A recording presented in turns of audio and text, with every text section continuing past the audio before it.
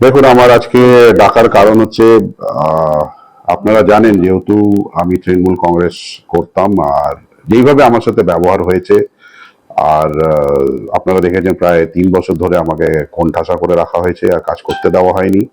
আমরা দেখুন মানুষের কাজ করতে চাই, আর যেই সিস্টেমে এখন চলছে তৃণমূল কংগ্রেসের মানে লোকালে যা চলছে, তো আমি এটা ডিসাইড করেছি যে আমি দল ছাড়ছি।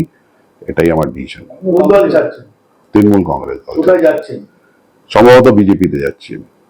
সম্ভবত বিজেপিতে যাচ্ছি কেন কি, দেখুন ভারতীয় জনতা পার্টি আপনারা দেখেছেন যেইভাবে অল ওভার ইন্ডিয়া যেইভাবে ওনারা ডেভেলপমেন্ট করছেন, প্লাস যেইভাবে নীতি আদর্শে মোদিজির নীতি আদর্শে, অমিত শাহ নীতি আদর্শে যেইভাবে সারা ইন্ডিয়াতে আপনারা দেখছেন ডেভেলপমেন্ট হচ্ছে, আমরা চাই এবার ওয়েস্ট বেঙ্গলে ভারতীয় জনতা পার্টি এস্টাবলিশ হোক আর ভারতীয় জনতা পার্টি সরকার হোক। আপনি দুবারের চেয়ারম্যান, হঠাৎ করে এরকম সিদ্ধান্ত হলো যে বিজেপি? আপনারা দেখেছেন আমি কয়েক বছর আপনারা দেখতেই পেরেছেন যে আমি একদমই অফ ছিলাম, যেহেতু আমার সাথে যেই ব্যবহার করা হয়েছে, প্লাস যেইভাবে ইনভ্যালিড করা হয়েছে। অনেক জায়গায় আমাকে যেরকম ভাবে ধরে নেন ওয়ার্ডে কোনো প্রোগ্রাম করলে ওনারা মানা করে দিত কাউন্সিলরদের যেতে না, সেটা আমি উচ্চ নেতৃত্বকেও জানিয়েছি, কিন্তু তারপরেও কোনো রিয়াকশন দেখিনি আমি। তো এটা ক্লিয়ার ছিল যে ওনারা হয়তো এটাই চাচ্ছিলেন, যে ওরাই ঠেলে দিতে চাচ্ছিল যে আমি যাতে অন্য পার্টিতে যাই। আমি পার্থদাকেও জানিয়েছি, বিধায়ককেও জানিয়েছি, কিন্তু তারপরেও কোনো রিয়াকশন ছিল না। তো এটা ক্লিয়ার ছিল যে ওনারা নিজেরাই চাচ্ছিলেন যে আমি যাতে দল থেকে বেরোই। পার্থ ভৌমিক মহাশয়, আমাদের এমপি, এই বিষয়ে আমি জানিয়েছিলাম যে আমাদের ওখানে প্রোগ্রাম হয়েছে 2024 ইলেকশনে। আপনারা দেখেছেন যখন ইলেকশন ছিল তখন দল আমাকে প্রায় 1 মাস 20 দিন আগে আমাকে প্রচারের জন্য নামায়। যেই ইলেকশন হয়ে যায় তারপরে আবার নাকি আমি বিজেপি ঘোষিত হয়ে যাই। তো এই ধরনের ব্যবহার আমরা দেখেছি, এর জন্য তারপরে আমি বসে যাই। তো সেইটা রিপিটেডলি এই ব্যবহার হতে হতে হতে হতে আর ইচ্ছে নেই এই পার্টি করার। না, আমি কারোর সাথেই যোগাযোগে নেই, দল থেকে কোনো প্রস্তাবের ব্যাপার নেই। না না, আমি এখনো কাউন্সিলর আছি। দেখুন, এখন আমি একটা কথা বলতে পারি, আমাদের ওয়ার্ডে যেটা 20 নম্বর ওয়ার্ড, ওখানেও এরকম রিপিটেডলি আমরা এরকম ব্যবহার দেখেছি, যেটা আমি আমাদের এমপি সাহেবকেও জানিয়েছিলাম, বিধায়ককেও জানিয়েছিলাম। ওরা নিজের মতন করেই চালানোর চেষ্টা করছে। ওয়ার্ডেও কোনো কাজ হলে আমাকে জানানো হয় না। তো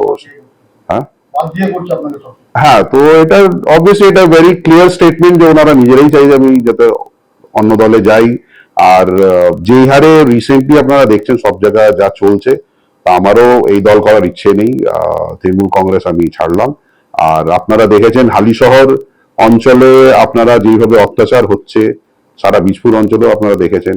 আপনারা একটা প্রশ্ন খালি করবেন, আমার এটা খুব খারাপ লেগেছিল যখন দেখবেন এইখানে দোকানগুলো ছিল আমাদের এই বাগমোড় অঞ্চলের আগে ঠিক, তো ওই যে দোকানগুলো ভাঙা হলো, কি কারণে ভাঙা হলো, ওই মানুষগুলো যে করে খেত সেটা জবাব কিন্তু আজ পর্যন্ত কেউ দেয়নি। রাস্তা চওড়া করবেন আপনারা, সেটা কি করলো রাস্তাটা চওড়া? পুজোর আগে ওনারা ভেঙে দিলেন। 3 নম্বর ওয়ার্ডে আপনারা দেখবেন পীর বাবার যে মন্দিরের আগে যে দোকানগুলো ছিল, তো সেটা সবকটাই ভেঙে দেওয়া হলো ঠিক দুর্গাপুজোর আগে। সেই মানুষগুলোর ব্যাপারে কেউ ভাবলো?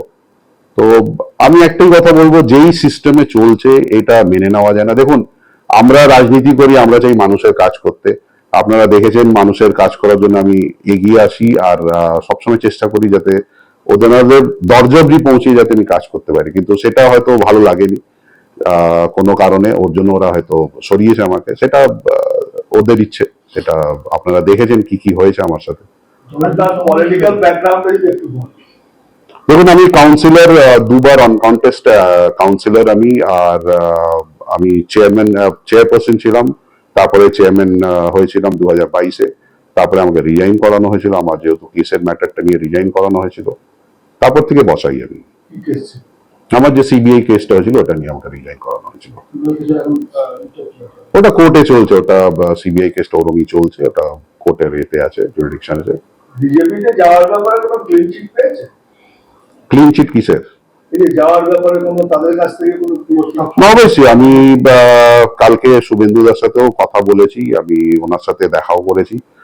আর উনি আশ্বাস দিয়েছেন, উনি আশীর্বাদ করেছেন। অবশ্যই উনি বলেন যে উনি একটাই কথা বলেছেন, যখন কাজের মানুষ তুমি তুমি এগিয়ে আসো, আমরা তোমাকে সব রকম সাপোর্ট দেবো, তুমি কাজ করো। রামনবমীর মিছিলে ছিলেন আপনি একা, তারপরে পরে সংসদ দেখুন, আমি একাই ছিলাম। আমি তারপরে রিপিটেডলি দেখলাম আমাদের আহ, বিধায়ক গেলেন, কমল কাঁচাপাড়ার চেয়ারম্যান, ওনারা সবাই মিছিলে ছিলেন, সবাই গেলেন, আমি পেছনেই ছিলাম। তারপরে আমি ওখানে যোগ দেওয়ার কারণ হচ্ছে, দেখুন, রামনবমী তো অ্যাকচুয়ালি এটা পলিটিক্যাল কোন আমি বলতে চাবো না। এটাতে এটাতে কার সাথে আপনি হাঁটলেন এটা ম্যাটার করে না, কেন কি ওইটা সবার জন্যই, ওটা ওটা নিয়ে কোনো পলিটিক্যাল ছিলই না, ওটা ফ্যাক্টর না আমার মনে হয়। আপনাকে তো মুকুল রায়ের মৃত্যুদিনে যেদিন মুকুল রায়কে বাড়িতে বাড়িতে আনা হলো, অবশ্যই, দেখুন, উনি আমাদের একটা সিনিয়র গার্জিয়ান হিসাবে, অভিষেক বন্দ্যোপাধ্যায়ের সঙ্গেই দেখা গেছে আপনি পরপর মালা দিলেন। অবভিয়াসলি দেখুন, উনি একটা আমাদের এখানকার সিনিয়র নেতা ছিলেন। ওনার মুকুল রায় আমাদের গার্জিয়ান হিসাবে ছিলেন উনি।